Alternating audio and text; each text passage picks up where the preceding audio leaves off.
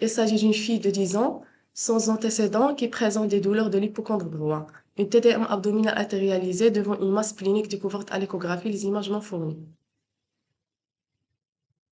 Il s'agit d'une splénomégalie, siège d'une volumineuse masse ovalaire, bien limitée de densité liquidienne non rehaussée après injection du produit de contraste, dépassant la ligne médiane. Dans la littérature, les lésions kystiques de la rate sont séparées en kystes vrais et pseudokystes. Pour les pseudokystes, l'absence de contexte traumatique élimine l'hématome splénique. L'absence de terrain vasculaire écarte l'infarctus splénique. Également, l'absence de terrain d'immunodépression et de contexte infectieux élimine l'abcès splénique. L'absence de contexte myoplasique chez notre patiente permet d'écarter les lésions myoplasiques, surtout le lymphome et les métastases. L'absence de contexte épidémiologique, notamment de contact avec les chiens, et l'absence d'autres localisations élimine le diagnostic du kyste hydatique. L'hémangiome splénique n'est pas retenu également, devant l'absence de rehaussement de notre lésion splénique.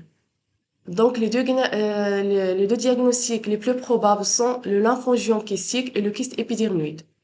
Le lymphangiome kystique est une lésion fréquente qui se présente à l'échographie sous forme d'une masse anéchogène avec de multiples septa internes.